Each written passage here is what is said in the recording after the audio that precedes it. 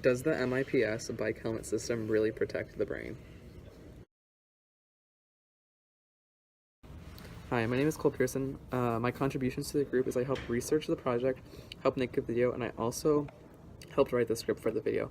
I was interested in finding out more information about the MIPS bike helmet because being an avid biker, I was wondering if these slightly more expensive helmets are really worth the money. My name is Abby Weiss, and I was interested in this project because I'm currently taking IB Physics, so I wanted to see how some aspects of that class would help to prove this claim. To contribute to this project, I researched to find information about the helmets, and I helped make the video, including filming it and recording the voiceover. Hi, my name is Tyler Greenwood, and I was interested in this project because I do a lot of biking and bike trips, and safety is a big deal for me. I've been involved in a couple accidents and would like to try to avoid serious injury in the future. I helped research for this project, and I helped doing the script voiceovers and editing the video.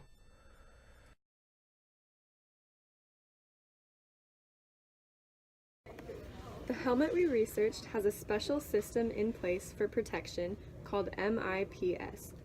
MIPS stands for Multi-Directional Impact Protection System. The claim we are researching is whether or not this system will actually protect your brain better than a traditional helmet would. From our research, we were able to conclude that the claim is accurate and MIPS does work.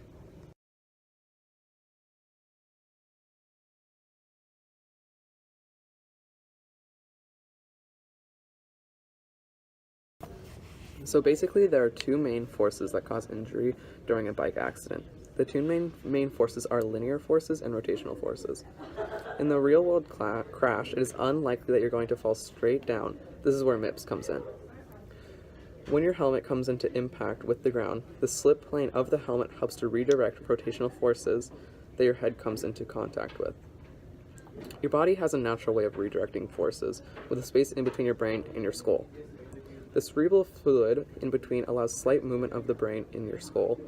The MIPS is basically a second layer that helps dampen the forces exerted on the brain during impact.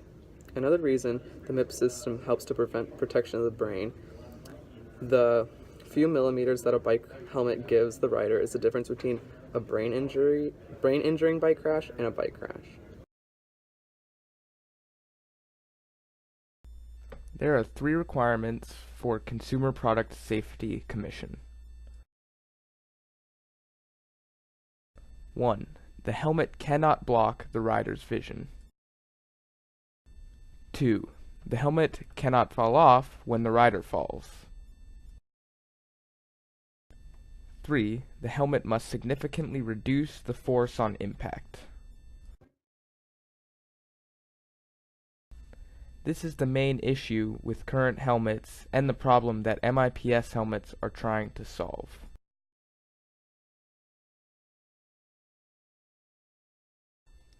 The way bike helmets are tested is by dropping them straight on the ground. Bike helmets are built to withstand this kind of force, linear force, so they can pass by completing this test. This test is an unrealistic scenario for most people. Protection against linear force is important and is especially useful for someone who is learning to ride a bike for the first time. For example, they might be in danger of running into something or falling off of their bike when they're not moving. The impact caused by these scenarios would be mostly linear forces, which a traditional bike helmet can protect against.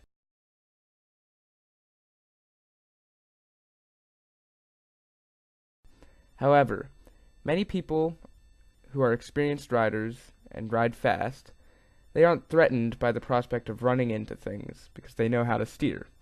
For experienced riders, the most likely scenario of injury is either crashing at high speeds or flipping over the handlebars. In these situations, rotational forces can play a big factor.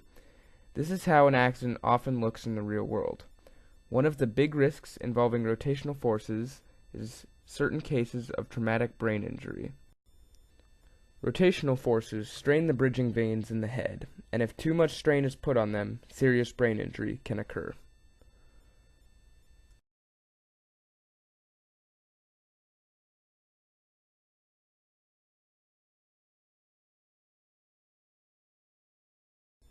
How the MIPS helmet works is by having an extra piece inside.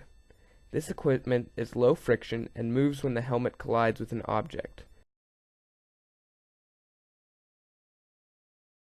This technology is called a slip plane.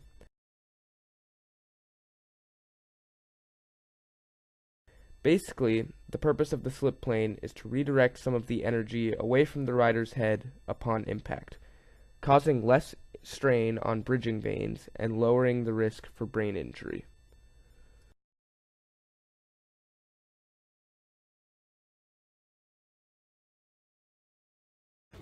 To summarize our proof, our overall topic was bike helmets and their ability to protect against brain damage in a crash.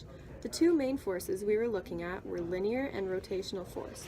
Linear force would occur if a crash happened straight on, which is very unrealistic, and this is the main type of force that traditional helmets protect against. On the other hand, rotational force is a more realistic representation of how a person's head would come in contact with the ground or some other surface in a bike crash. This is what MIPS helmets are designed to protect against, therefore being the better and safer option.